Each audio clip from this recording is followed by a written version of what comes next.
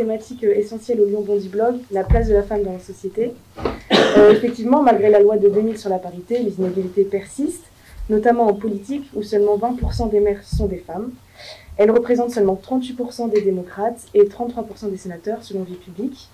Quant au sport, en 2018, selon l'Institut national de la jeunesse et de l'éducation populaire, 68% des licences étaient masculines, contre 32% féminines. Alors, comment accélérer le processus d'intégration des femmes dans la société en général et comment faire pour que les femmes soient plus représentées dans la société? Delphine Peter, je vous laisse la parole. On va juste vous demander de parler un tout petit peu plus fort pour les auditeurs. Eh bien, alors je suis très contente de pouvoir m'exprimer sur ce sujet, parce que c'est pas un sujet qui me tient particulièrement plus fort. C'est un sujet qui me tient particulièrement à cœur. Moi, aujourd'hui, j'aimerais beaucoup parler des discriminations qu'on fait au-delà des inégalités qu'on connaît pour l'ensemble des femmes françaises. J'aimerais qu'on parle des discriminations faites aux femmes qui portent le voile particulièrement, puisque aujourd'hui, pour trouver un travail, c'est la croix et la bannière. Aujourd'hui, on parle dans le débat de leur interdire l'accès à l'université. Voilà, pour un pays comme la France, qui se veut un pays égalitaire, qui se veut un pays démocratique et républicain, c'est devenu une sorte de racisme acceptable qui, pour moi et pour l'ensemble des personnes que je représente et qui devrait l'être pour tous les Français, est quelque chose de plutôt inquiétant. Voilà, je ne comprends pas tous les débats qui tournent autour du voile et qui, en général, sont faits sans ces femmes.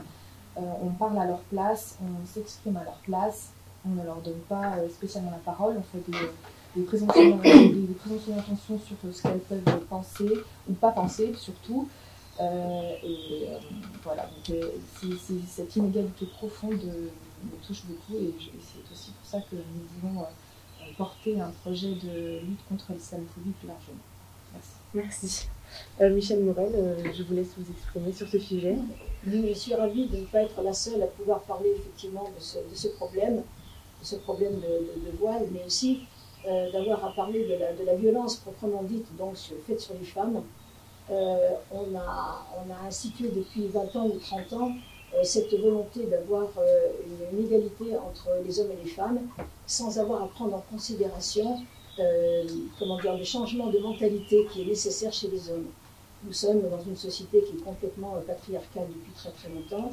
Dans le domaine politique, je pense que mesdames, vous êtes toutes un petit peu un jour ou l'autre confrontées à ce genre de réaction au niveau des hommes. Et je crois que je pense que ce qui est important, c'est d'avoir à parler aux femmes qui ont des fils, qui ont des enfants, et d'avoir à leur donner, dès le départ, une culture de partage avec les femmes, de ne pas les élever comme des enfants. Donc déjà à ce niveau-là, je pense qu'on a une évolution qui pourrait être conséquente. Ensuite, bien sûr, les femmes, notamment, on le voit dans le domaine politique, qui n'osent pas se lancer. C'est un monde, il faut le reconnaître, qui est un petit peu brutal. Il faut avoir une certaine résistance à l'échec aussi. Et donc, on constate que les hommes gardent quand même une conception quand même dirigeante. Ils fonctionnent toujours comme ils doivent garder. Donc, ça effraie beaucoup les femmes pour venir en politique. Par ailleurs, dans le domaine professionnel aussi, il y a beaucoup de choses à dire. Moi, je viens du monde hospitalier, je l'ai dit tout à l'heure. Et contrairement à ce qu'on peut croire, d'ailleurs, dans ce domaine-là, ce sont souvent des femmes qui sont recherchées pour être cadres de service. Pourquoi? Parce qu'on va leur demander les mêmes compétences que pour les hommes, mais avec des salaires qui sont bien inférieurs, et qu'il y a de ce point de vue-là, au niveau des DRH, on va dire une pensée un petit peu, qui n'est pas très normale, qui n'est pas très logique dans ce sens-là. Donc voilà, moi, ce que je pourrais dire, bien sûr, l'évolution se fera avec l'évolution des mentalités et non pas parce qu'on imposera aux hommes d'avoir en égalité. Et quand on voit ce qui se passe aussi au niveau des candidatures pour les femmes, alors bien sûr, nous avons ici des personnes qui sont adjointes ou qui sont même maires, et tant mieux, et je les félicite, mais pour la plupart, vous connaissez aussi que lorsque on nous confie des têtes de liste, c'est quelquefois aussi pour ne pas être forcément sur des positions éligibles. Elles sont destinées plutôt sur les hommes. Et que lorsqu'elles se retrouvent dans des équipes majoritaires, tout naturellement, on croit qu'il faut leur confier obligatoirement donc, le système scolaire, les personnes âgées, plus rarement d'être débatteurs sur le budget ou sur des fonctions beaucoup plus politiques.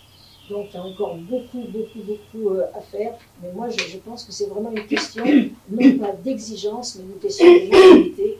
Et vraiment, il faut faire un effort considérable pour faire comprendre aux dames que leurs fils doivent être élevés comme des filles.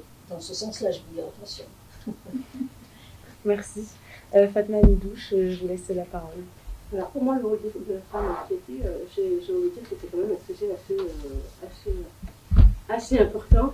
Il y a une volonté dans cette société de contrôler le corps des femmes, de ses habits, de ses pensées. Et on n'en parle pas assez, mais je voudrais dire quand même qu'elle est un peu réduite à un objet sexuel. On n'en parle pas beaucoup. Il faut dire que le problème de la pornographie est un problème qui n'est pas beaucoup mentionné et qui est un problème immense vis-à-vis de nos adolescents qui passent leur temps, même lors des cours, à regarder des images pornographiques. Il ne faut pas s'étonner par la suite qu'elle est un objet qu'elle soit représentée comme un objet sexuel. Donc sans pensée et sans émotion. Donc la pornographie est pour moi un problème assez essentiel et qui ne comprend pas à bon corps parce que je trouve que c'est vraiment un problème qui touche la vision des garçons vis-à-vis des filles. Voilà, je voulais parler de ça. Ensuite, je veux parler aussi des femmes qui se sentent en moitié en insécurité dans les transports en commun, dans la rue, les incivilités, on ne parle pas assez. On a mis des lois pour sévir, on ne voit pas beaucoup d'amendes dans les rues. Je voudrais parler aussi au niveau de la prévention, parce que les problèmes, il faut quand même en parler à la base. Elle parlait de l'éducation, bien sûr, c'est le rôle des parents, mais je veux dire à l'école, savoir dire bonjour, savoir dire au revoir, merci. On a aussi des discriminations dans les collèges, dans les lycées, on insulte encore des filles qui s'habillent ou qui mettent des jupes. Je veux dire, il y a une discrimination dans des lieux d'éducation qui ne sont pas adaptés et qui n'ont pas lieu d'être. Donc, je pense qu'il faut faire des préventions dans les collèges, dans les lycées, contre les discriminations et privilégier des bonus peut-être financières ou faire des participations dans les lycées et les facs. Voilà, je parlais de la pornographie qui donne tout à fait. Ensuite, je voudrais qu'on mette un peu plus en avant peut-être des exemples visuels. Dans les médias, on n'a pas assez de représentants féminins qui montrent que la femme a des possibilités et qu'elle peut aboutir à des compétences, des rêves.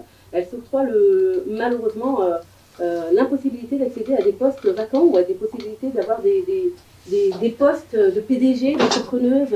On parle rarement d'astronautes féminins, d'entrepreneurs, de PDG. Il faudrait peut-être les mettre en avant et montrer que nous, les femmes, on a les capacités psychologiques, intellectuelles d'arriver à des postes clés et qui avec nos moyens, pourront permettre, je pense, de changer les choses vis-à-vis de la vision qu'on a des femmes. Voilà pour l'exemple, notamment au niveau des débats politiques. Hein. Je trouve qu'il n'y a pas assez de femmes dans la politique et du coup on ne fait pas porter notre voix et ça ne nous aide pas. Au niveau du sport, vous avez parlé du sport, effectivement, heureusement qu'on a l'équipe de foot féminin qui a gagné la Coupe du Monde, parce que là on serait encore en train de tirer des pales. Je veux dire qu'on a pu les mettre en avant grâce à la Coupe du Monde féminin qu'on a gagnée. Donc ça met en avant les femmes, mais seulement quand elles gagnent une coupe du monde. Je veux dire, il y a quand même des compétences et des coupes qu'elles ont gagnées et qu'on met pas en avant. C'est pas une Coupe du Monde ou une Coupe de France. Donc c'est dommage. On a pas parlé aussi de la violence conjugale. C'est quand même un problème dans notre société. Je veux dire que cette année, ce quinquennat était pour la journée des violences faites aux femmes. Et je voudrais juste signaler, c'est quand même un chiffre qui est assez saisissant. On avait avant Macron 68 bracelets mis en place. 5 ans après, on en a 71 sur 1000. Donc il faut bien signaler que là, il y a vraiment, on ne peut pas parler d'un développement immense sur la protection des violences faites aux femmes. Voilà. Je voudrais parler aussi des inégalités salariales. Effectivement, hein, comme vous le savez, les femmes touchent 20% en moins au niveau des salaires. Donc, évidemment, il y a des choses qui ont été mises en place. Je veux signaler que sur 387 entreprises de plus de 250 salariés, il y a quand même beaucoup d'entreprises qui ont une note inférieure à 75, donc qui ne respectent pas l'égalité salariale des plus hauts fonctionnaires. Voilà, il y a notamment des entreprises assez importantes comme Foncia, EFH, CAPI, Lafarge.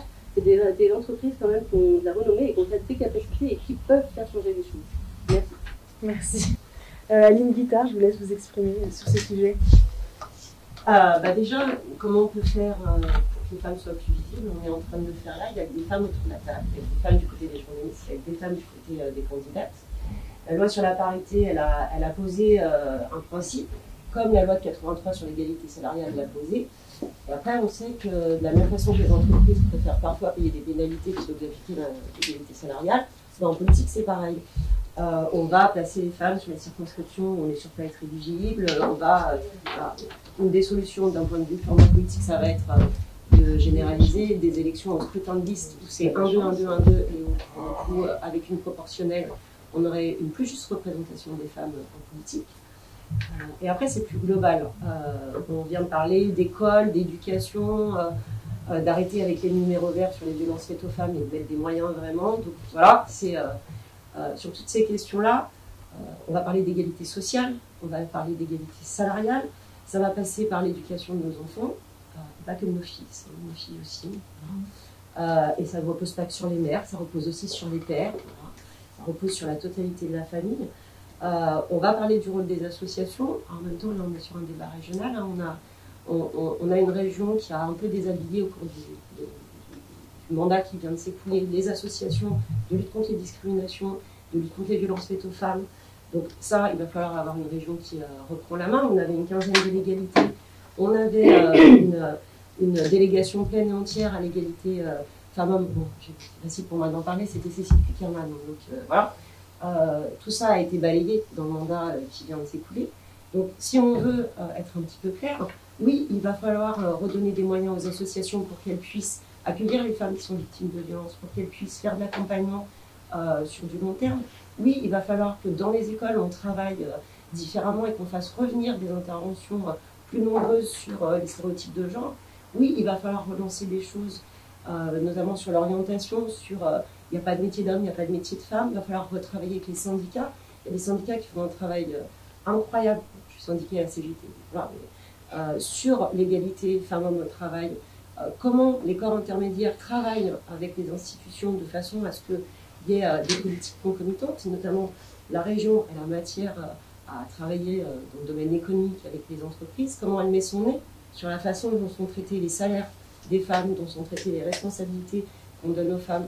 Parce qu'il y a la théorie, et puis il y a le plafond de verre, et puis il y a le fait que, bizarrement, les promotions ne leur sont jamais proposées, souvent après un congé maternité ou juste avant. Donc la région, elle a la possibilité de conditionnaliser un certain nombre de ces aides à un respect de fondamentaux sociaux, de fondamentaux d'égalité, et il me semble que ça devrait être son travail. Merci. Laurence Fautra, je vous laisse vous exprimer. Alors, ce sujet, mesdames, est vaste. Hein, on pourrait échanger pendant des heures. Je ne sais pas si je suis un exemple ou pas. En tant que mère, jeune fille, sur l'agglomération, on est 17%. Effectivement, ce n'est pas assez. Donc, pour faire entendre nos voix, il faut qu'on prenne un peu, entre guillemets, même si c'est un terme un peu masculin, le pouvoir de dire, le pouvoir de dénoncer, le pouvoir d'agir. On a cet esprit, nous, en politique, un peu plus nourricier, et c'est vrai que lors des débats, on prend un peu plus de hauteur et on a moins l'esprit guerrier, et voilà, et on se respecte mutuellement. Alors, on est dans un débat régional, et revenons, je vous ai entendu, madame, sur les compétences de la région. On ne peut pas laisser dire que le président Wauquiez n'a rien fait. Loin de là, quand on voit toutes les subventions qui ont été adressées à des associations comme Filaction ou le NI, qui sert à sortir les femmes de la prostitution. On est le premier financier, la région est la première à financer ces associations à hauteur de 450 000 €. C'est quand même loin d'être petit. Moi, je suis la preuve dans ma ville de l'accompagnement de la région pour une maison justement pour toutes ces femmes. Il y en a 125 000 en France qui sont victimes de féminicide, donc c'est trop. Donc tout ce qu'on fait n'est pas assez, puisque ce chiffre est quand même relativement important. Donc nous, on a s'il vous plaît, mesdames, on a construit une maison pour accueillir, pour qu'elle ait ce temps de répit et de retour à une vie normale et sans violence. On accompagne aussi au niveau du quotidien pour la tranquillité publique de toutes les populations et des femmes en particulier dans les TER avec la dotation de caméras dans les trains. ou dans les caméras, tout simplement dans nos communes. Là, sur le programme à venir, le président Laurent Wauquiez propose de mettre effectivement en place des boîtiers d'alerte pour avertir lors de violences conjugales. On a, sur le pass région et le pass jeune, on a proposé aux jeunes filles désirant faire des sports de combat de doter davantage des abonnements. La preuve, la réussite, 700 jeunes filles sont inscrites dans des sports de combat pour éventuellement pouvoir se défendre en cas d'agression. Et puis moi, en tant que maire, je suis le bel exemple avec le grand stade qui est dans ma ville et l'équipe féminine qui vient dans les quartiers en politique de la ville promouvoir justement le sport, et un sport qui est en général réservé aux hommes, et montrer les belles valeurs qui s'y rattachent. Donc dire aux jeunes femmes qui sont dans ces quartiers que tout est possible et la réussite et le talent s'expriment au quotidien. Et c'est vrai, malheureusement, ce ne sont pas les femmes l'équipe de France qui a eu la Coupe du Monde, mais bien nos amies américaines. Mais néanmoins, c'est un bon exemple de réussite pour toutes ces jeunes femmes et un bel exemple d'ascenseur social. Voilà, on pourrait encore débattre sur plein de choses, mais peut-être recentrons-nous au niveau de l'échelle de la région. Voilà. Merci. Ce que je voulais dire. Merci. Michel Edry.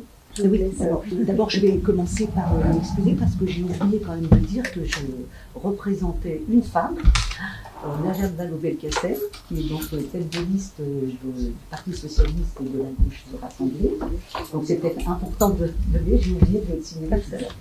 Cette question de la femme, moi je voudrais la recentrer avec la loi de 1946 qui a mis en place le principe d'égalité absolue entre les hommes et les femmes inscrit dans la Constitution. Et on peut se rendre compte que réellement aujourd'hui, depuis 1946, les femmes n'ont cessé de se battre pour obtenir leur droit à l'égalité. Et s'il y a réellement un combat où on ne doit pas relâcher, c'est bien celui du combat des femmes. Donc ça, c'est quand même important de dire que cette égalité absolue ne va pas de soi, et que les femmes sont toujours aux prises avec le combat pour protéger leurs droits. Cette société, elle est encore, et on est tous d'accord là-dessus, elle est malgré tout dominée par les hommes, quoi qu'on en dise, et tous les domaines le prouvent, vous l'avez évoqué, le salaire, moi je parle de la représentation dans les entreprises, les grands postes, enfin les postes de directeur général, on peut parler bien sûr de la représentation dans les médias, on peut aussi parler de la parité, mais évidemment, on l'a évoqué. Il y a quand même quelque chose que je voudrais aborder avec vous, c'est quand même cette crise économique. Cette crise économique qui touche particulièrement les femmes, et particulièrement les femmes fragilisées et en difficulté. Je crois qu'il faut que nous l'ayons à l'esprit. Elles sont quand même les premières victimes de la précarité. C'est elles qui assurent des petits boulots, des petits salaires, des horaires décalés, j'en passe et des meilleurs. La société est également marquée par la famille monoparentale. Donc on sait qu'il y a beaucoup de femmes aujourd'hui dans notre société qui vivent seules avec des enfants et qui doivent assumer toutes ces difficultés. Je ne parle pas des tâches domestiques, de l'accompagnement des enfants, ni de leur avenir très incertain pour beaucoup.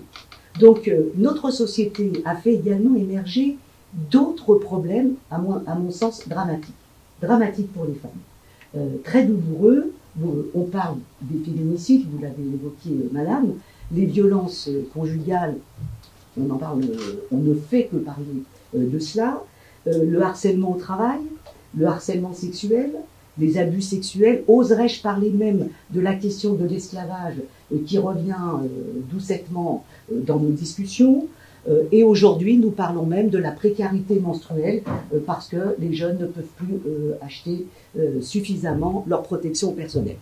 Franchement, on a des vraies questions par rapport à la femme.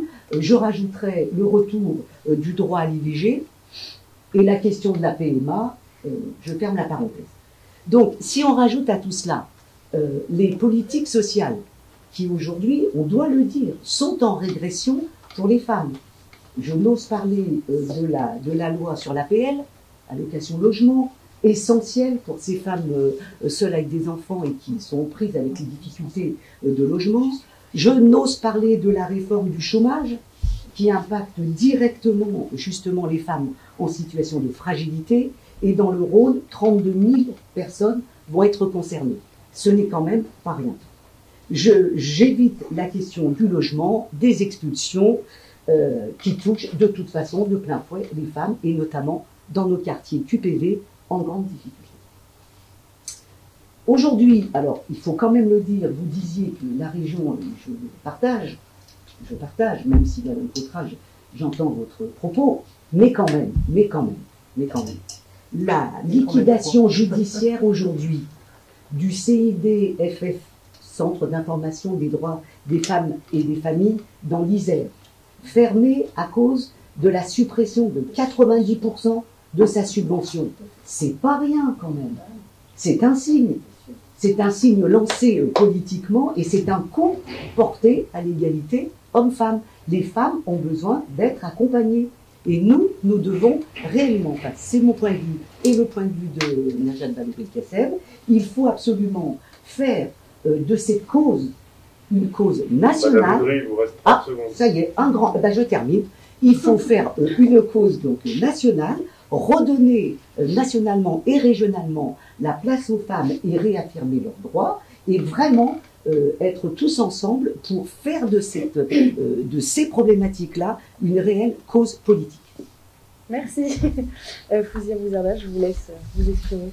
Alors moi j'ai écouté avec beaucoup d'attention tout ce qui s'est dit, je partage beaucoup les constats, mais moi je veux le dire, et c'est aussi l'expérience de mon parcours qui m'a emmené en politique. Il n'y a pas de fatalité. L'égalité et l'efficacité de l'égalité, c'est la loi et c'est des moyens. Les femmes, à un moment, c'est bien de les accompagner, il faut leur donner les clés d'émancipation.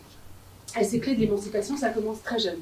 Ça commence par l'orientation, et c'est une compétence de la région, ça tombe bien. Dans les lycées, pourquoi vous choisissez une filière plutôt qu'une autre?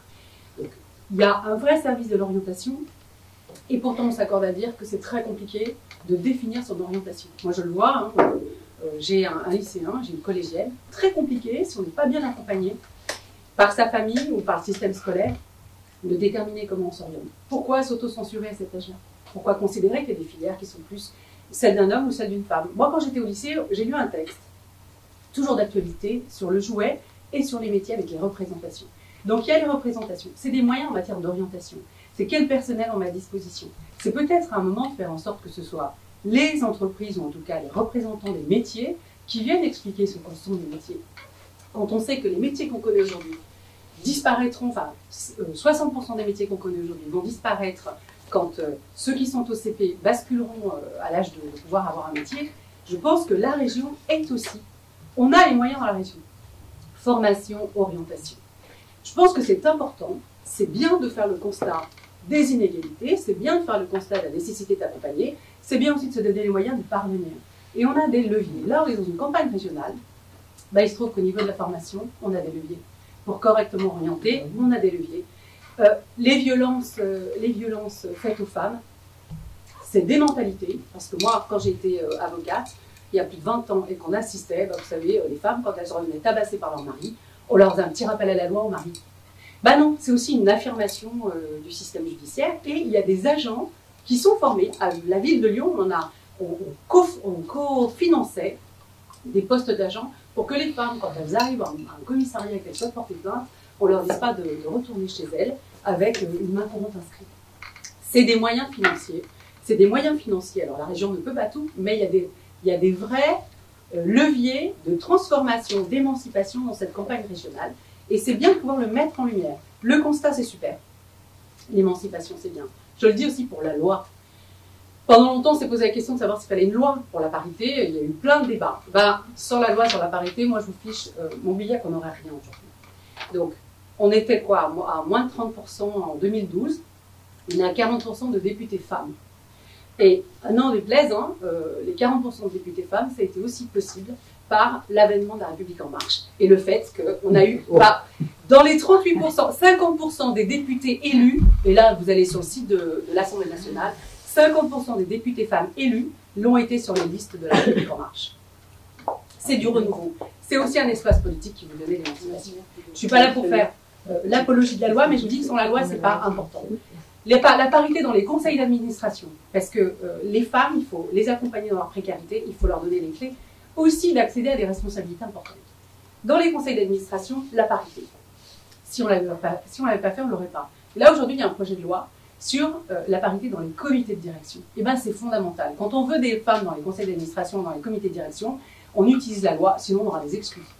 Et ça, je peux vous assurer qu'en politique, dans le monde économique, systématiquement, effectivement, vous êtes une femme, vous avez un a priori d'incompétence, ou un a priori d'indisponibilité, parce qu'il faut quand même que vous occupiez de vos enfants.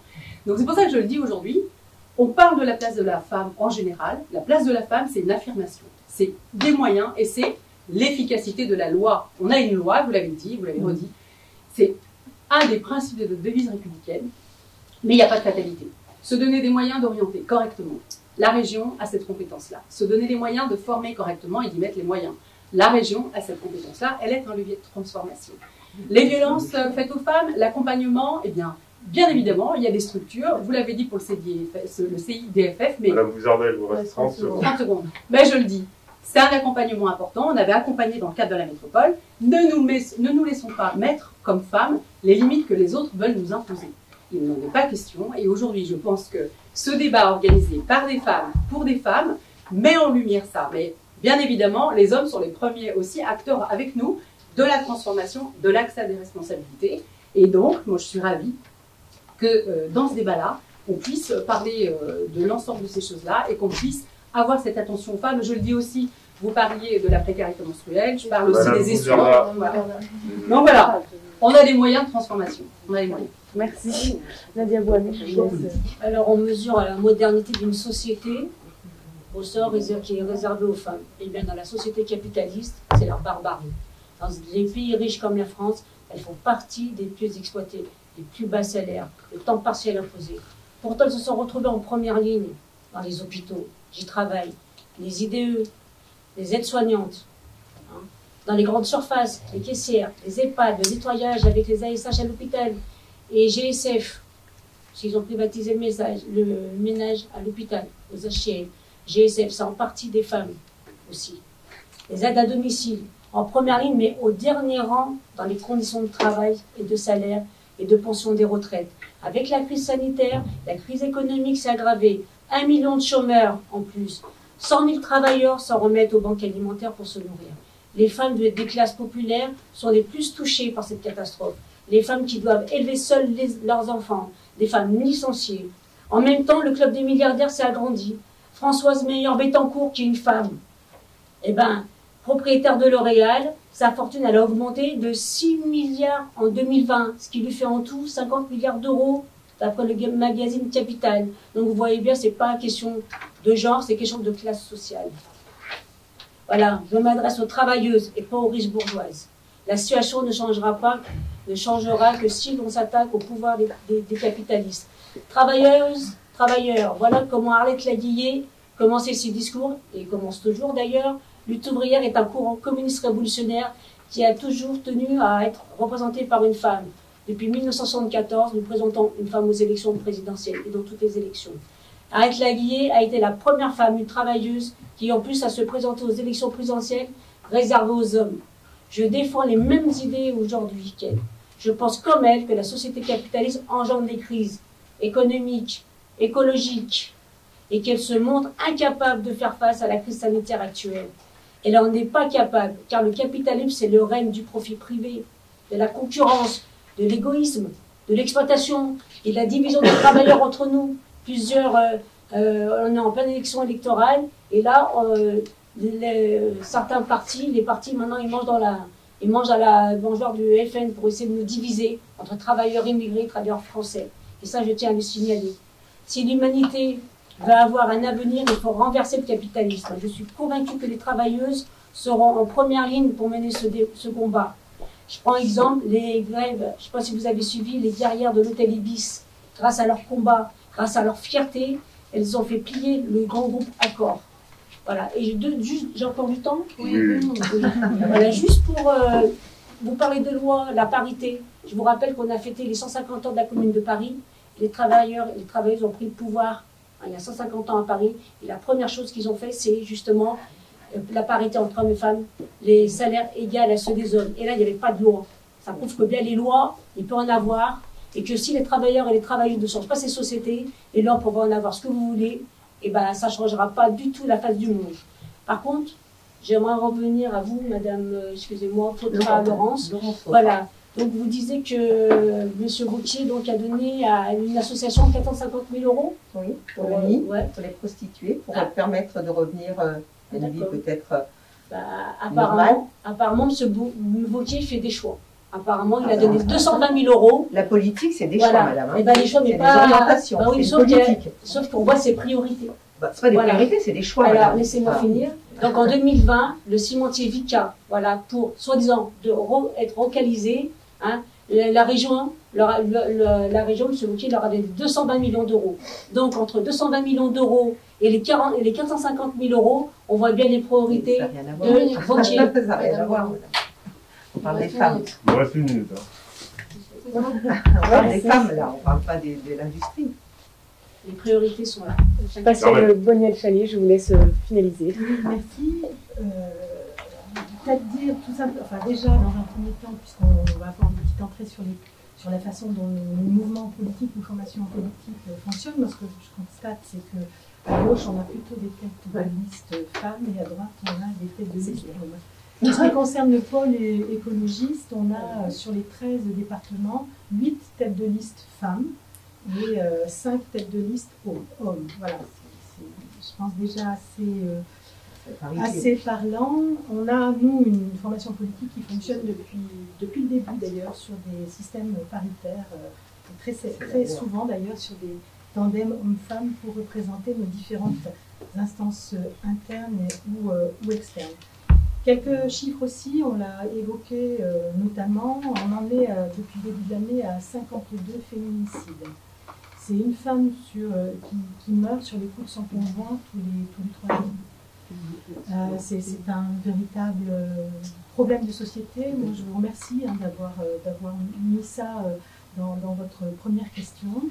On est loin d'avoir résolu tous ces problèmes. On sait qu'aujourd'hui, malgré la loi, 1% des viols aboutissent à une condamnation, ce qui est extrêmement peu.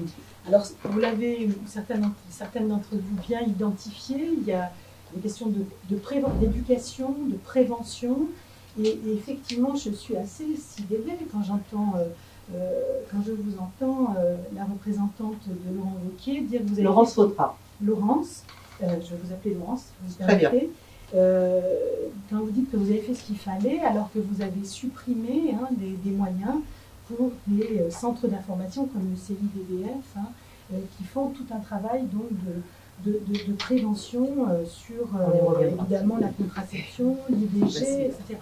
Et je suis aussi un peu étonnée, Madame la représentante du Rassemblement national. Moi, j'ai été jusqu'à l'année dernière élue, je ne le suis plus, c'est d'ailleurs pour ça que je me permets de me représenter, parce que je pense qu'il ne faut pas briguer plusieurs mandats en même temps, ça me paraît important, donc je n'ai pas de mandat actuellement, et j'en brigue un autre.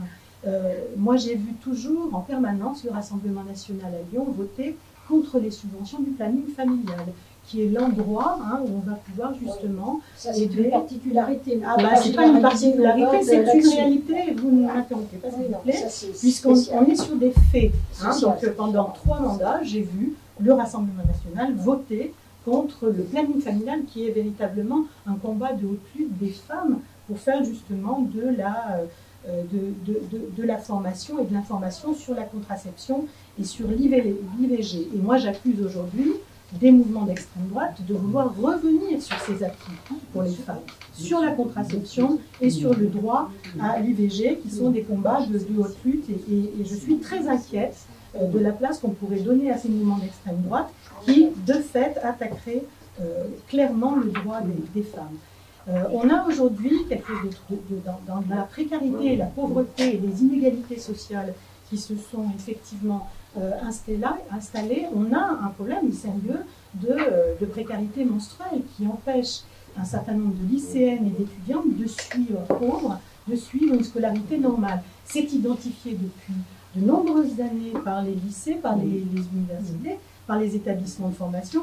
je m'interroge sur le fait que la région n'ait rien fait dans ce domaine, alors qu'elle a tout à fait les moyens de le faire. Sur la sécurité dans les transports, on a une très grande majorité de femmes qui dénoncent que dans les transports en commun et aussi dans les trains, elles sont embêtées, harcelées et parfois attaquées. Ça ne passera pas par des boîtiers, des caméras, ça passe par des personnes qui doivent être là. Or, les subventions les subventions pour les agents des TER ont été diminuées par ce même président, M. Wauquiez, actuellement. Donc, moi, je pense aussi, pour répondre à des inquiétudes que vous avez pu exprimer les unes et les autres, qu'il y a une condition à mettre en œuvre qui s'appelle l'égaconditionnalité dans les entreprises. On ne soutient pas des entreprises qui ne font pas des efforts pour progresser vers l'égalité des salaires. C'est une condition qu'on peut mettre en place à partir des politiques économiques de la région. Je ne dis pas que c'est simple à faire, c'est pas simple à faire, mais c'est tout à fait possible en évaluant correctement nos politiques de conditionner les aides aux entreprises à cette égalité des salaires entre les hommes et les femmes. Merci. On va juste se permettre de vous redonner la parole. C'est gentil, puisque là, j'ai quand même été... en tout cas, le président a été quand même un peu attaqué. Pour vous répondre, Madame Lévy, concernant cette subvention, effectivement, elle est en baisse, c'est indéniable. Au-delà de la région, il y a aussi le département qui a laissé ce centre qui œuvre dans plein de domaines. Nous, c'est un choix politique. Le choix a été porté pour accompagner justement tous les faits de féminicide et protéger toutes ces femmes et lutter contre les violences faites aux femmes. Voilà, c'est un choix politique, il est assumé par le président. Et après, c'est quand même de compétence État. Je crois qu'on a une secrétaire, même un ministre, qui est en charge de l'égalité homme-femme et de l'accompagnement de toutes ces politiques. Chacun reste un petit peu dans s'il vous plaît, madame, laissez parler. Madame, s'il vous plaît, laissez parler, ça s'appelle le respect. Ensuite, vous nous avez dit, on n'a pas d'égalité et de parité. Après, la loi nous rappelle qu'il faut effectivement cette parité. Moi, je vous ferai simplement remarquer qu'en ce qui concerne les maires, Europe Écologie et Verts, dans les grandes villes, que ce soit Grenoble, Annecy, Lyon, la métropole, ce sont des hommes. Madame Bonnet, laissez finir la je vous réponds, madame. Vous avez énoncé, donc permettez-moi au moins de vous répondre. Donc effectivement, puis quand on voit le tandem Métropole-Lyon, c'est M. Doucet et M. Bernard. Après, moi, je ne critique pas. Le dernier mandat, la tête de liste Métropole était Juliette Jarry. Là, c'est Jérémy Bréau. Et puis, en ce qui concerne l'entreprise Vika, madame, que vous dénonciez tout à l'heure, elle est quand même là pour apporter, c'est une belle entreprise régionale, et elle est là aussi pour permettre à des femmes, à des ouvriers de travailler. Donc, après, vous êtes contre le capital et le capitalisme, c'est autre chose. Voilà, c'était tout, j'ai répondu. Alors, je vais laisser... Attends, parce qu'il y a Madame Peter, si vous reste un peu de temps, si vous voulez compléter. Madame Guitare, si vous voulez. Oui, moi je vais juste rejoindre parce que j'ai entendu on va mettre des caméras et des boutons d'alarme dans les trains. Moi je suis une usagère des transports en commun, j'ai pas de voiture, j'en ai jamais eu, je ne prends que les trains, les bus et à toute heure. Et en tant que femme, j'ai travaillé à des horaires décalés, j'ai travaillé à Andrézieux-Butéon en habitant la Croix-Rousse, donc les horaires bizarres où on n'est pas forcément bien quand on est une femme seule dans les transports, je les connais. Et moi ce qui m'a toujours rassurée, c'était d'avoir des humains dans les trains. C'est d'avoir des contrôleurs, c'est d'avoir des gens sur qui on peut compter en direct, des gens dans les gares et des gens dans les trains. Pas des boutons d'alerte et pas des caméras. Les caméras, ça... Ils y sont, les sujets. Ils n'y sont pas. Ils vont être augmentés de plus 50%. Ils n'y sont pas notamment, par exemple, dans le tram-train, qui est prétexte à enlever les contrôleurs, et donc il n'y en a pas dans le tram-train, et il n'y en a pas dans les gares non plus. Vous n'allez pas les prendre souvent, les trains, pour dire ce genre de choses. Vous savez, même le vélo, je le prends tous les jours. Donc là, c'est quand même... Ça vous appartient. C'est juste que pour le coup, très clairement, je trouve que remplacer les humains par des caméras, ça n'a jamais fonctionné. Il y a des suges ça ne fonctionne pas dans les villes non plus, ça fonctionne nulle part. Madame Morel, si vous voulez reprendre. Oui, je voudrais préciser une chose. D'abord, quand vous dites « je ne veux pas que vous puissiez affirmer que nous ne sommes pas sensibles au fait des femmes uniquement pour cette affaire qui est quand même très spécifique du planning familial, tout comme d'ailleurs on pourrait aussi sur la famille. Ce sont des sujets qui sont extrêmement prégnants et qui peut-être aussi divisent un petit peu chez nous. Mais par le fait, il y a donc une décision globale qui est prise dans ce sens-là, et ça ne veut pas dire que nous ne sommes pas sensibles aux sort des femmes. Et quand vous dites aussi qu'à droite est un monde d'hommes, d'une certaine manière, vous avez peut-être un petit peu raison, mais je vous rappelle quand même que nous avons une candidate présidente de la République. Donc les femmes, quand elles le veulent, et moi je suis positionnée sur une place où je suis la responsable départementale du Rhône, ce qui n'est quand même pas rien. Donc quand les femmes le veulent, quand elles ont des qualités, eh bien elles sont choisies aussi. Madame Amidou, si vous voulez réagir. Moi, je voulais peut-être reprendre sur l'intervention de Madame Boudéda qui avait parlé d'orientation. Je voulais dire comment c'est une grosse problématique pour nos collégiens et nos lycéens. Moi, notamment, j'ai une jeune fille qui est en 3e et qui est là, qui est dépourvue de l'idée, qui ne sait pas ce qu'elle veut faire. Donc là, on est perdu. Et c'est là qu'on se rend compte qu'en fait, la filière de l'orientation est quelque chose d'important pour pouvoir permettre à nos enfants de diriger vers les secteurs qu'elles ont envie de faire. Et là, c'est vrai qu'on est dans une faiblesse scolaire de ce côté-là, et c'est dommage. Je voulais aussi parler des lumières nocturnes, parce qu'on n'en parle pas, mais en ce moment, c'est à la mode d'éteindre les lumières la nuit. Il vous reste 10 secondes, madame. C'est rapide. Bon, je suis contre les lumières. Je suis contre l'arrêt des lumières nocturnes, parce que ça met en évidence une insécurité pour les femmes qui travaillent et qui rentrent seules la nuit. Voilà, et je voulais aussi parler au niveau des agents ferroviaires. Effectivement, c'est vrai, on a une diminution des contrôleurs et des... Madame Amidou, c'est terminé, je suis désolé. Et des kits chétiers. Donc une personne humaine, ça donne de la sécurité et ça rassure. Merci. Madame Bohème, si vous voulez réagir. Oui, alors sur deux choses. Il vous reste 1 minute. Combien, 1 minute? Oui. Donc pour l'IVG, de toute façon, le RN est bien connu. Il a parmi son petit comité, il y a de tout chez eux. Il y a des intégristes religieux qui votent, oui, vous avez des intégristes religieux, oui, qui sont contre justement l'IVG, qui sont pour justement que les femmes dans cette société restent bas au niveau des hommes. Voilà, vous avez ça dans votre parti. Et surtout, Madame Le Pen, comme vous dites, elle, ce qu'elle veut, c'est aller à la mangeoire. De toute façon, c'est aller à la mangeoire, elle veut aller à la présidentielle, pour plaire aux capitalistes, pour plaire, justement, elle fera quoi de plus quand elle arrivera au pouvoir? Il vous reste 15 secondes. D'accord, elle arrivera quoi de plus? Eh bien, n'empêche qu'elle fera comme les autres, comme tous les partis qui ont été au gouvernement. Eh ben, elle mettra la trique aux travailleurs étrangers et français et elle sera soumise aux actionnaires. Merci beaucoup. On a Simone Veil. Nous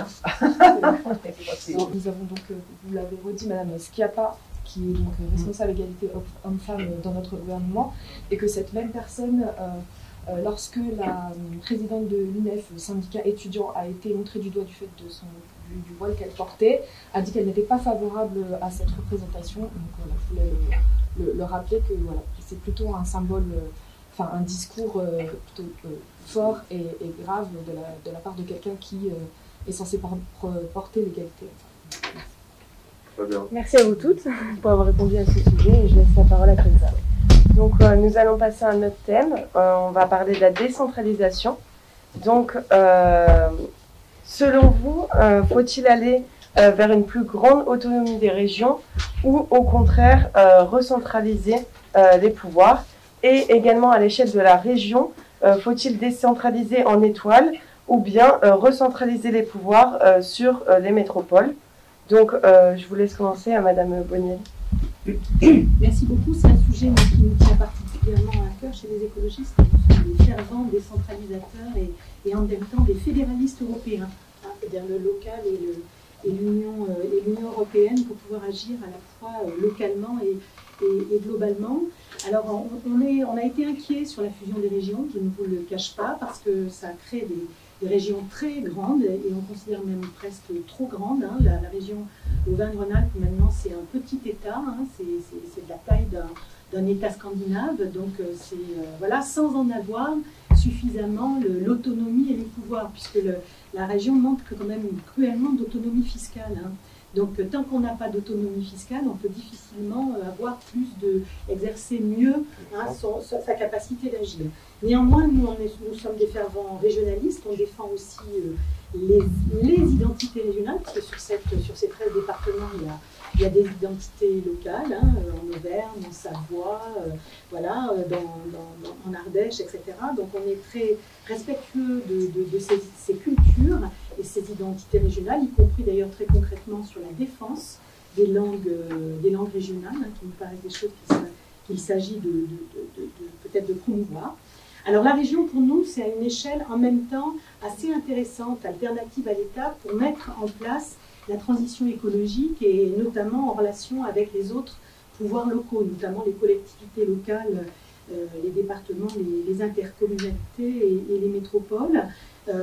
Voilà, c'est la bonne taille malgré tout pour les transports, bien sûr, qui sont quand même la voiture étant une des premières sources d'émissions de gaz à effet de serre, donc ça permet quand même d'être très actif, j'y reviendrai, sur l'investissement dans les transports, mais c'est aussi une bonne échelle pour lancer d'autres filières économiques qui concernent notamment les emplois verts ou pour relancer les filières qui ont été négligées en matière d'énergie non renouvelable. Et puis vous le savez, la région, elle est la gestionnaire, l'autorité de gestion pour les fonds structurels européens, ce qui lui fait des leviers supplémentaires, le FEDER et le Fonds social européen, et ça permet effectivement, encore une fois, d'intervenir, mais toujours en subsidiarité, parce que décentraliser, c'est pas par le haut arroser des communes avec des critères qu'on n'a pas trop bien compris pendant la présidence de M. Wauquiez. On n'a pas bien su de manière transparente pourquoi c'était telle commune qui avait des moyens et pas d'autres, et non pas sur des projets de territoire qui seraient co-construits à la fois avec les communes, les habitants, les entreprises, les associations. C'est par le bas, par le système de subsidiarité qu'on doit pouvoir avoir une décentralisation qui doit être efficace et qui doit être aussi évaluée. Parce que quand on donne des moyens sur des territoires, il faut aussi mesurer l'impact de ces moyens financiers auprès des usagers, auprès des habitants. Et ça, ces évaluations, on en a quand même cruellement manqué. Rendre compte de manière transparente avec des critères un peu précis. Donc je pense qu'on est, nous, pour plus de décentralisation, et pas pour une région qui se comporterait de manière descendante comme l'a fait l'État jacobin depuis sa création, mais avec une région qui vienne en soutien des initiatives, en soutien y compris des initiatives citoyennes, parce qu'il y a beaucoup d'expériences extrêmement et d'initiatives intéressantes qui sont portées par des collectifs d'habitants. On le voit par exemple sur les centrales villageoises photovoltaïques. Ce sont des habitants qui décident ensemble de monter ce type d'expérience. Et très souvent, il faut qu'ils trouvent des collectivités territoriales sur leur chemin pour pouvoir mener leurs expériences. La région, elle doit être à l'écoute de ça, en mettant des services de la région au plus près de ces territoires, ce qu'elle a supprimé, qu'il faut absolument remettre, c'est ce que nous ferons en tous les cas. Merci beaucoup. Madame Bouhami, je vais vous laisser la parole. Bien sûr. Alors, décentralisation rime avec économie sur les services utiles au plus grand nombre. Décentralisation signifie désengagement de l'État, qui se débarrasse de certaines tâches pour les confier aux régions et aux municipalités. L'objectif des gouvernements de gauche comme de droite d'ailleurs a été de réduire les budgets pour les transports ou les écoles par exemple. Pour y faire face, combien de municipalités ont dû s'endetter? Il y a un domaine que je connais bien, donc c'est l'hôpital. Voilà, la décentralisation s'est accompagnée d'un grave recul dans le travail, dans les conditions d'accueil des patients. Tous les partis qui sont autour de cette table, tous ici, portent une lourde responsabilité dans la situation actuelle. L'État s'est désengagé. Mais c'est pareil, vous ferez la même chose. Le RN fera la même chose. L'État s'est désengagé. Les hôpitaux ont dû financer eux-mêmes leurs travaux auprès des banques. Ils se sont endettés. On leur a imposé des économies. Le résultat, c'est des centaines de lits ont été fermés. Juste sur l'hôpital, actuellement sur l'hôpital neurologique, 44 lits ont dû être fermés. 30 en neurochirurgie et 14 en médecine. Le Vinatier, il s'est endetté. Ils ont supprimé 100 postes en plein Covid l'année dernière. Des dizaines de milliers de postes ont été supprimés au niveau national. Regardez dans la santé, bien avant la pandémie, qui a alerté sur l'état de santé des hôpitaux? Qui? C'est bien les soignants. Depuis mardi dernier, les services de réanimation des HIL sont en mouvement. Et ils ont bien raison de se faire entendre. Il faudra que ça s'étende plus largement. Ils réclament des effectifs, des augmentations de salaire et des conditions de travail dignes. Oui, c'est nous qui nous sommes conscients des problèmes. C'est nous qui avons assumé, c'est nous qui avons pallié au tard de ce système. À l'hôpital, il y a trop de travail, et à l'extérieur, il y a trop de chômeurs. Alors il faudra répartir le travail entre tous et embaucher. Et ça, seuls les travailleurs, grâce à leur lutte, grâce à leur mobilisation, pourra le mettre en place. Et personne d'autre. Aucun parti le fera. Parce que vous êtes tous soumis au capitalisme, vous êtes tous soumis aux actionnaires. La santé ne doit pas dépendre de l'économie de marché. Merci beaucoup. Madame Bouzerda, je vous laisse prendre la parole. Oui, alors, moi, depuis les premières lois de décentralisation, je pense que l'autonomie, c'est une capacité à être au plus près des habitants. C'est-à-dire que moi, je l'ai vu au niveau de la crise sanitaire, quand j'étais encore en poste au Citral. Et pour le coup, au Citral, c'était une femme qui était en responsabilité, qui a été remplacée par un homme. Quand j'étais en poste au Citral, la question c'était soit on attend tout de l'État, soit on prend des dispositions en matière d'urgence, de crise sanitaire, protéger les usagers, protéger les chauffeurs, et répondre immédiatement avec les moyens qu'on a. Donc moi, je suis pour une autonomie beaucoup plus importante des régions. C'est d'ailleurs le sens de la réforme. Si on a fait 12 grandes régions, c'est pour leur donner une importance, qu'elles puissent être, qu'elles prennent leur place dans l'Europe, et ça je rejoins ma voisine, qu'elles prennent leur place au niveau européen, qu'elles puissent avoir une capacité à accompagner les habitants, et qu'elles puissent avoir une capacité à accompagner. Alors là, c'est la réponse à votre seconde question, en fait, sur la manière de décentraliser. La manière de décentraliser, c'est effectivement une manière proche des habitants. Vous parlez d'une toile, ça c'est vraiment l'enjeu. Parce qu'en fait, on a besoin de remettre du service public aussi au plus près des habitants. On a une grande région, Auvergne-Rhône-Alpes, la connexion, les mobilités par exemple, c'est un moyen aussi de connecter les territoires entre eux et d'améliorer ces liens en fait, entre les habitants, de plus opposer les territoires comme on le fait souvent en disant la terre rurale d'un côté, les métropoles urbaines de l'autre côté, l'interurbain au milieu. La vraie richesse, c'est d'avoir un pays divers, mais de lui offrir aussi des solutions diverses, des déplacements d'emploi, résorber aussi tout ce qui fait les fractures du territoire. Et pour ça, l'autonomie est efficace. L'autonomie, ça ne veut pas dire de gérer tout seul. L'autonomie aussi d'une région, il faut bien comprendre, c'est qu'il faut pouvoir travailler avec les communes, avec les maires, parce que le maire est au plus près aussi des usagers. C'est de travailler aussi avec l'État, parce que nos régions, on dit qu'elles ont besoin de plus d'autonomie aussi de recettes. C'est quand même 4 milliards de budget. Avec 4 milliards de budget, on a aussi les moyens de ces ambitions.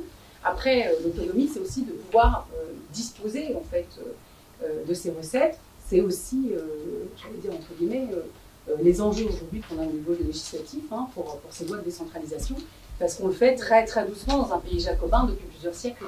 Et donc l'enjeu, c'est l'efficacité derrière l'action. C'est-à-dire que concrètement, de l'autonomie, pourquoi ? C'est pas d'autonomie simplement pour être une région complètement indépendante de tout le monde. C'est une autonomie pour avoir les moyens d'aller jusqu'au bout de la politique, parce que vous le savez, on a des compétences fractionnées. Vous travaillez sur l'emploi, l'insertion c'est la métropole de Lyon, l'emploi c'est l'État, la formation c'est la région. À un moment, même en étant autonome, on doit travailler efficacement, parce qu'au final, l'efficacité c'est pour l'usager en bout de course. Donc moi je suis pour cette autonomie, mais je suis pour une autonomie où on prend ses responsabilités. Parce que souvent, on demande de l'autonomie, puis quand on ne peut pas faire quelque chose ou pas assumer une responsabilité, on dit « Ah, mais c'est pas moi, là, c'est l'État ». L'enjeu, c'est que quand on a l'autonomie, on est responsable et on ne se défausse pas derrière sur l'État parce qu'on a la capacité et on a les moyens d'exercer. Donc je le dis, la région, ça doit être le quotidien. C'est les transports du quotidien, c'est les lycées, c'est l'éducation, c'est la formation. C'est tout ce qui nous concerne directement. Parce que dans cette élection, souvent, on est un peu déconnecté de ce qu'elle représente. Mais c'est vraiment tout ce qui fait que, vous avez l'apprentissage, qui est un super vecteur aussi d'intégration. On n'en parle pas assez, mais en Allemagne, la moitié des collégiens sont en contrat d'apprentissage, quel que soit le diplôme qu'ils vont surpasser. On reviendra sur la formation. Voilà. Donc je le dis, c'est aussi de l'équité territoriale, c'est important, et donc c'est une meilleure efficacité pour l'ensemble de nos usagers. Merci beaucoup. Madame Edry, c'était à votre tour. Oui, alors je vais démarrer évidemment en rappelant quand même un tout petit peu d'histoire. Les lois de décentralisation 1982, portées par les socialistes, par François Mitterrand, c'est histoire de se rappeler quand même que tout le monde revendique aujourd'hui cette avancée-là, mais que c'est quand même une avancée éminemment socialiste. Ça va mieux en le disant. C'était une belle avancée, quand même une belle avancée, qui avait quand même, comme vous le rappelez, madame, opposé la centralisation à la décentralisation. Et qu'auparavant, toutes les décisions étaient prises au niveau de l'État, en haut, quoi. Et que du coup, l'idée, c'était effectivement de rapprocher les décisions prises au plus près des citoyens, en redonnant de l'autonomie aux différentes collectivités territoriales et un réel pouvoir de décision avec des élus. Voilà. Donc tout ça, plutôt bien. Ça a été aussi l'occasion de créer plus d'élus et on peut peut-être dire que ça a été une avancée démocratique au sens démocratique du terme. Alors aujourd'hui, effectivement, 22 régions ont été réduites à 13, des régions vastes, des régions compliquées à comprendre, et je pense effectivement que nous avons du mal à faire cohésion quand même aujourd'hui. Les Rhône-Alpins, enfin les Oralpins, excusez-moi, on ne sait même plus comment il faut les appeler, donc on a un peu de mal. Donc les Oralpins ne se reconnaissent pas forcément dans ce territoire. Des strates supplémentaires, alors métropole, Nouveau-Rhône, département, conseillers multiples, conseillers métropolitains, départementaux, conseillers municipaux, bref, quand même un peu compliqué à s'y retrouver, et en même temps, conséquence, moins d'élus. C'est une vraie question du point de vue de la démocratie. Donc moi, personnellement, j'ai un peu l'impression quand même qu'on assiste à un retour à l'éloignement du citoyen et à une recentralisation quelque part, comme si le pouvoir était de nouveau récupéré par d'autres grands territoires. Donc c'est une vraie question. Seule la commune garde encore cette image de proximité. Ça, c'est vrai que la commune ne perd pas cette image avec le proche du maire et les habitants reconnaissent leur maire comme le premier interlocuteur par rapport à d'autres. Ça, c'est au moins une constance. Alors, on peut dire qu'il y avait des avantages à cela. Cette décentralisation, elle permettait la mutualisation des moyens et qu'on pouvait même dire que les collectivités territoriales en ce sens-là étaient un peu plus riches et que du coup avaient peut-être d'autres moyens pour agir auprès des habitants. Mais la question qui se pose aujourd'hui, en ce qui nous concerne, c'est la question de l'équité. Parce que si effectivement on admet que les régions et les collectivités territoriales sont donc autonomes, elles font donc des choix politiques qui leur appartiennent, on l'a vu tout à l'heure, chacun faisant ses choix politiques, mais du coup, on peut s'interroger sur notre devise liberté, égalité, fraternité. Parce que l'égalité en matière des droits et de l'accès aux droits n'est pas tout à fait pareil quand on habite dans l'Isère ou quand on habite dans le Rhône. Et j'en veux pour preuve la question du vieillissement. Très honnêtement, si vous regardez ce qui est fait dans l'Isère, il vaut mieux vieillir en Isère que dans le Rhône. Pour des raisons purement de choix politiques et de moyens utilisés dans chacune des régions et des départements. Donc ça interroge sur la question de l'équité. Et puis, puisque nous sommes sur les régionales, alors si, excusez-moi, Madame Fautra, je vais encore peut-être un peu vous ennuyer, mais quand même, quand on voit les choix faits, ok, pas de souci. Mais quand on voit les choix faits par cette dernière mandature de Laurent Wauquiez, ils ont fait le choix de sacrifier, enfin, excusez-moi le terme, la formation professionnelle. Je n'osais pas aborder. Non, mais je le dis juste. Je le dis juste. Non, je le dis juste. Je parle de la culture. Je parle. Ah oui. Autre exemple, si je parle, par exemple, de la Haute-Loire, qui a reçu 5 fois plus d'aide que celle du Rhône, celle de Lyon est 3 fois plus que le Cantal. Donc, du coup, est-ce vraiment équitable? Et que du coup, on assiste effectivement à du clientélisme au regard des choix politiques. Et je termine. Alors, la décentralisation, oui, absolument oui, mais instance de contrôle obligatoire et indispensable pour veiller aux engagements pris et corriger les inégalités des territoires. Voilà ce que nous défendons avec des parlements de citoyens, avec des instances de contrôle qui alertent sur les inégalités du territoire. C'est terminé. Merci beaucoup. Merci beaucoup. Madame Faustrin, je vais vous laisser vous exprimer. Alors déjà, pour établir un peu de vérité autour de cette table, la fusion, elle a été portée quand même par la gauche, hein, la fusion au niveau des régions. Voilà, ça a été dit. Qu'est-ce qu'on a pu voir? Bon, en tant que maire, comme vous l'avez souligné, on est au plus près de nos habitants. Lors de la crise des Gilets jaunes et surtout la grande crise sanitaire, on a pu se rendre compte que l'État était défaillant dans bien de domaines. Heureusement, je vous dis bien, heureusement que la région était là pour agir. Et là, on a vu sa pleine compétence auprès des communes. En tout cas, le président Wauquiez a été là dans la fabrication des masques. Quand même 9 millions de masques ont été fabriqués. Il a été présent, il a répondu présent à nos côtés pour la distribution de tout ce qui était gel hydroalcoolique.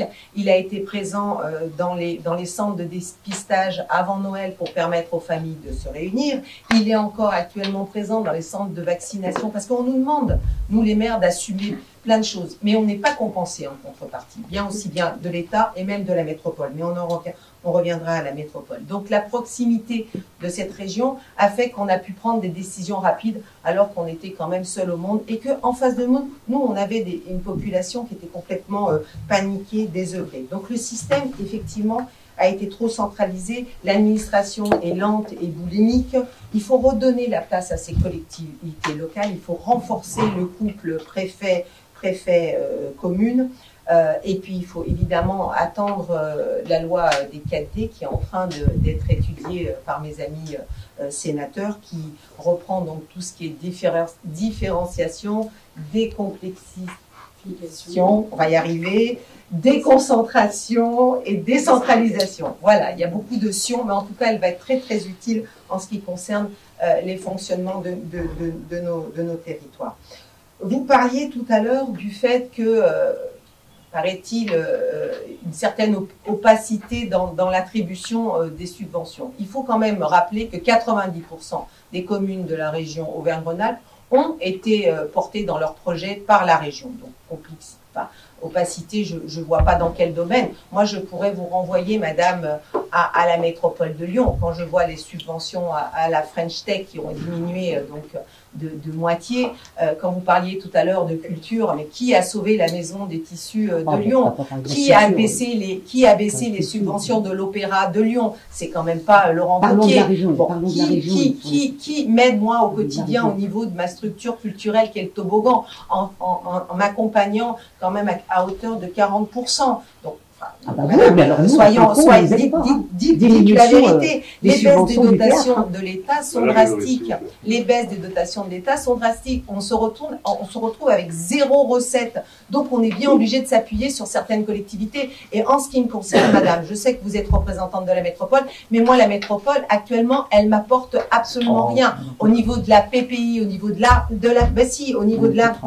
l'aménagement urbain et au niveau de mes projets, heureusement que j'ai porté des dossiers dans tous ces domaines auprès de la région. Autrement, j'aurais rendu les clés à monsieur le préfet.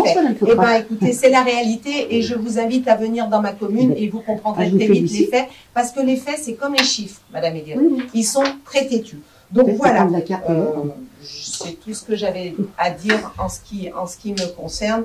Mais il faut quand même rétablir certaines vérités. Je suis au quotidien avec ma population. Comme vous l'avez exprimé tout à l'heure, le maire, c'est le premier échelon de la République. Et Dieu sait que nous traitons de tout. Et nous avons quand même les mains dans le cambouis au quotidien. Femmes ou hommes, nous avons les mains dans le cambouis au quotidien. Donc il faut nous accompagner aussi bien au niveau de la région, aussi bien au niveau des fonds européens, et aussi bien au niveau de la métropole qui est pour l'instant défaillie. Merci. Merci beaucoup. Madame Guittard, je vous laisse prendre la parole. Alors, sortir de la centralisation, c'est une bonne idée. Décentraliser, c'est une bonne idée, à condition que ça s'accompagne de démocratie et d'équité. On a décentralisé, alors on passera sur la fusion des régions en 2014, qu'on nous a vendu pour être une simplification du millefeuille, faire des économies de fonctionnement et rapprocher les institutions des citoyens, ce qui ne marche pas tellement, puisqu'on a agrandi le territoire et qu'aujourd'hui on constate bien. Et on est tout en campagne, je crois qu'on voit toutes bien comment c'est difficile pour les gens de comprendre, de voir à quoi correspond cette région.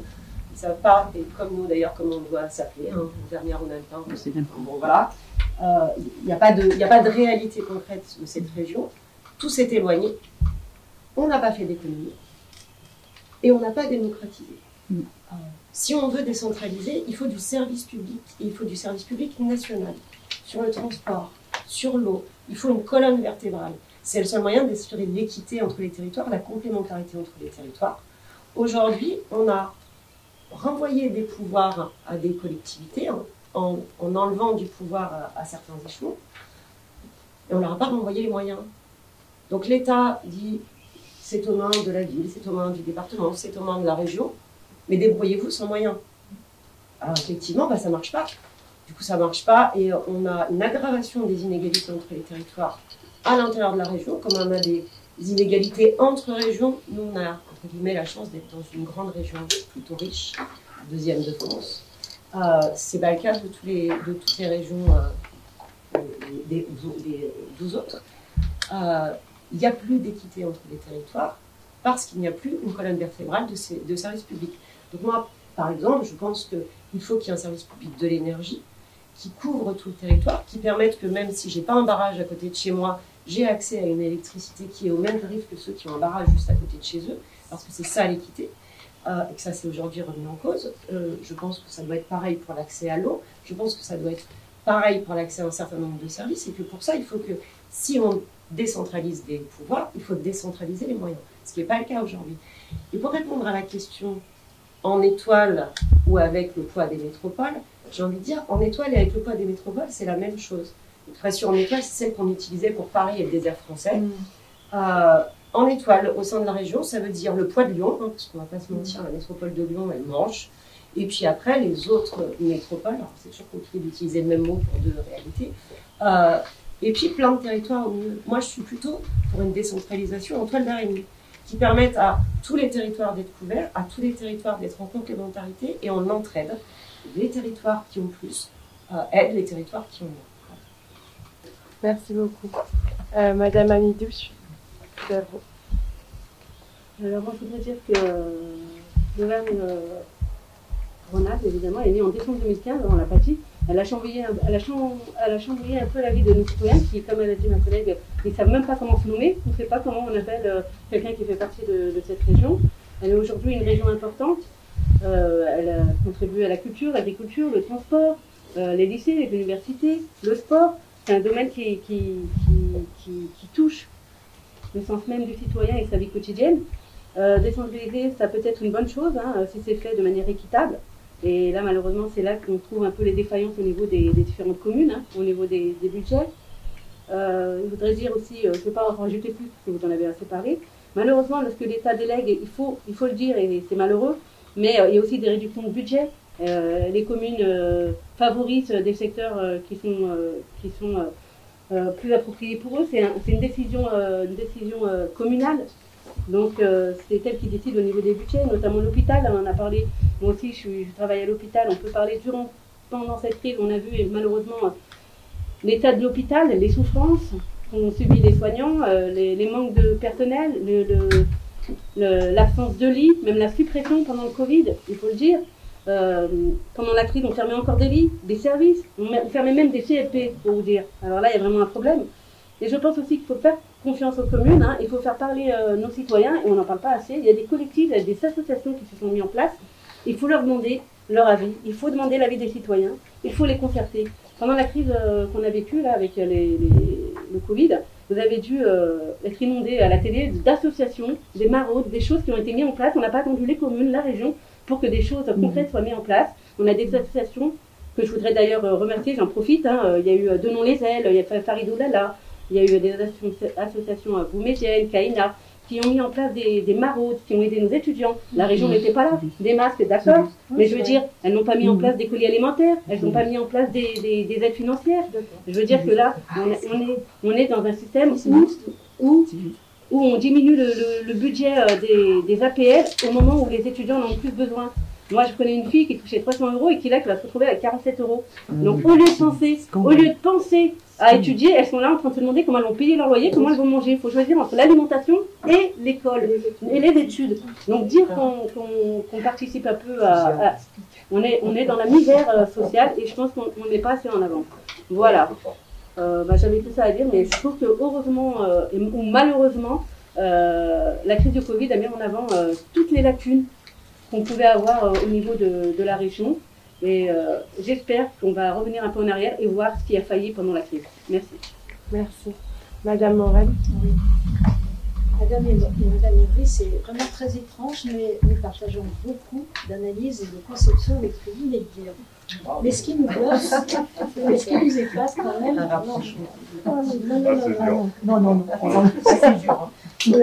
Ce qui nous épate, c'est quand même que si vous avez ce constat, pourquoi y avez-vous tant participé à ce moment-là? Il fallait y avoir quand même un regard d'avant-garde pour voir ce qui allait se passer. Et c'est vrai que ces 13 régions, ça ne correspond à rien. On va parler de la nôtre, bien sûr. On est du lac Léman pour aller au fin fond de l'Ardèche. Expliquez-moi où est la cohérence territoriale, il n'y en a absolument pas, et on est dans un animal le plus total. Par ailleurs, c'est vrai que si l'acte 3 de la décentralisation avait prévu de vouloir justement supprimer le millefeuille territorial, c'est tout l'inverse qui s'est passé, et que par conséquent, aujourd'hui maintenant, elle demande aussi la différenciation. C'est d'ailleurs l'État qui leur souffle la recette. Pourquoi? Parce que l'État n'a pas d'argent et que par conséquent, on va laisser aussi un petit peu les régions, non mais pour les dotations. Donc ça veut dire aussi que prenez les responsabilités, mais comme vous l'avez très justement dit tout à l'heure, quand on délègue une compétence à une collectivité, on croit que ça ressemble à la décentralisation. C'est pas ça. S'il y a décentralisation, il faut alors à ce moment-là qu'elle exerce, mais qu'elle finance et qu'elle décide. Or, du côté des finances, effectivement, on voit bien qu'il y a un bug. Je pense aussi qu'aujourd'hui, elle demande la différenciation. Alors, c'est vrai qu'en Bretagne, ils n'ont pas la montagne, nous n'avons pas la mer, il y a donc des différences territoriales très importantes. Mais de l'autre côté, quand on voit comment fonctionne la politique, notamment, vous voyez, on est en pleine campagne régionale, et qu'est-ce qui se passe au niveau des médias? On est sur des confrontations de forces politiques et non pas des confrontations d'idées. Et à un moment donné, des régions qui deviennent trop fortes, qui deviennent trop puissantes, peuvent être à un moment donné aussi sur la tentation de l'indépendance. Je vais parler aussi du Sud, de la Corse, vous parlez de... C'est des choses qui peuvent se mettre en place. Il y a des rivalités de toute façon de pouvoir entre l'État et des régions fortes. Par ailleurs, si les régions, comment dire, peuvent trop se personnaliser, celles qui sont riches, comme c'est le cas de la nôtre, à un moment donné, il y aura donc peut-être des décalages, il y aura donc des différences, il y aura donc des injustices qui se feront par rapport à d'autres. Je parle au point de vue social, au point de vue du logement. Et puis, à ce moment-là, si l'État veut vraiment que ces régions deviennent un peu autonomes, il faut qu'on explique à ce moment-là pourquoi est-ce qu'il faut que ce soit systématiquement la directive territoriale qui donne ces directives, donc du coup, notamment au contrat de plan État-région. On reste toujours dépendant politiquement de Paris, enfin du siège, enfin du pouvoir présidentiel, tout en ayant cette ambiguïté d'avoir à adapter finalement territorialement les besoins spécifiques à la région. Moi, je pense qu'on a comment dire, un problème aussi au niveau des rivalités qui peuvent se construire. Ce n'est pas une façon de voir les choses négatives, hein, mais une rivalité, on voit, qui se construit entre la région Rhône-Alpes et la métropole, qui partagent d'ailleurs des compétences. Vous voyez qu'on est d'accord, voilà, qu'il y a des rivalités qui sont construites, et en même temps, on a asphyxié complètement les maires qui ont perdu complètement finalement tout leur pouvoir, alors que la population demande une proximité, veut avoir des interlocuteurs. Et le conseil départemental est complètement bouffé, excusez-moi du terme, est complètement absorbé, pardon, je devrais dire.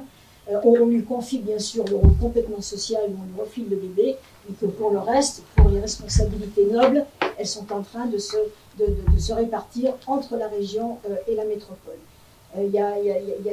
C'est une façon de concevoir finalement l'action territoriale. Il nous reste 30 secondes. Oui, c'est une façon de concevoir l'action territoriale qui est complètement à l'inverse de la volonté des habitants. Et moi, je le déplore complètement parce que de toute façon, dans quelques temps, nous n'aurons plus de conseil départemental. Bon, il n'y a plus d'argent, donc je pense qu'on va vers une destruction des savoir-faire départementaux. Merci beaucoup. Madame Peter, je vous laisse clôturer ce tour de table. D'accord. Alors la décentralisation, pour nous, elle a de sens si elle est dans l'optique, la partie plus d'exercice de la démocratie. Là-dessus, je vais rejoindre un peu Fatima Ndouche. Nous portons également une liste citoyenne et nous faisons des constats en tant que citoyens, puisque dans nos listes, nous avons aussi des colistiers qui, eux, ont porté des listes citoyennes indépendantes dans d'autres élections. Nous avons le constat qu'aujourd'hui, les citoyens souhaitent vraiment que la démocratie revienne au plus près des réalités qui les concernent. Pour nous, du coup, la décentralisation, elle a du sens aussi. Excusez-moi. Elle a du sens si toutes les spécificités des territoires sont prises en compte et si on est dans plus d'écoute et plus de participation des citoyens. Et à titre d'exemple, je vais citer Clermont-Ferrand qui fait de la démocratie participative. Donc voilà, c'est ce type de modèle démocratique qui doit prendre le dessus dans ces questions de décentralisation, décentralisation, je dirais même que le pouvoir ne soit pas uniquement centralisé sur la métropole, on a un petit peu parlé ici, parce que la réalité entre quelqu'un qui vit à Lyon et entre quelqu'un qui vit au fin fond de la Savoie n'est pas forcément la même. Moi qui suis savoyarde de naissance, j'en ai fait le constat en venant vivre à Lyon, voilà. Par exemple pour se loger, pour plein de choses, pour le transport, donc oui, décentralisation même au-delà de simplement la région. Merci beaucoup. Vous voulez réagir, Madame Bruni? Là, depuis tout à l'heure, on entend des conflits, métropole, région. Mais honnêtement, moi j'habite dans un quartier populaire, mais les classes populaires, on n'a que faire de ce débat, comme on doit s'appeler, Ronapin ou pas Ronapin. Ils ont besoin d'un salaire pour vivre dignement. Ils ont besoin que leurs enfants aient accès à la culture. Ils ont besoin d'un travail. C'est ça qu'ils ont besoin et non pas comme on va s'appeler. Et là, on parle depuis tout à l'heure de démocratie. Je sais pas, mais j'ai l'impression qu'on ne vit pas dans le même monde. Là, ceux qui ont les moyens de production dans les mains, c'est les propriétaires d'usines, c'est les Sanofi, c'est les Michelin, c'est eux qui décident de droit de vie ou de droit de mort sur les travailleurs. C'est eux qui décident de licencier. Les actionnaires, parlons-en des actionnaires, 39 milliards d'euros de profit pour les seules entreprises du CAC 40. Vous savez à quoi ça correspond? C'est 1 million d'emplois payés à 1 800 euros, net cotisation comprise, et la construction de 13 000 écoles ou 125 hôpitaux. Mais ça vous parlez de démocratie. Mais les travailleurs dans tout ça, mais tant qu'ils ne seront pas expropriés, tant que les travailleurs n'exproprieront pas ces capitalistes, ces parasites, vous pouvez dire ce que vous voulez, rien ne se fera en place. Il faudra que les travailleurs prennent conscience qu'il faut qu'ils prennent le pouvoir, il faut qu'ils dirigent cette société. On l'a vu l'année dernière, pendant la pandémie, et ils l'ont fait au péril de leur vie. Ils ont dirigé cette société à Vitry. Ils ont pris les travailleurs de Vitry, Sanofi, ont pris les moyens, ils ont fabriqué du gel hydroalcoolique. Nous, à l'hôpital, on n'a pas entendu les aides ni de Vauquier, de je sais pas qui. Monsieur, encore une minute. On n'a pas entendu, on a fabriqué des tenues. Vous vous rendez compte, des tenues avec des sacs poubelles? Comment voulez-vous qu'on s'en sorte? Et là, vous êtes en train de nous faire croire que c'est plus de démocratie, que c'est par région, etc. Mais non, vous êtes tous des défenseurs de ce système-là. Comment on lutte contre ces inégalités de développement des différents territoires de la région et comment on favorise une meilleure interaction entre ces territoires?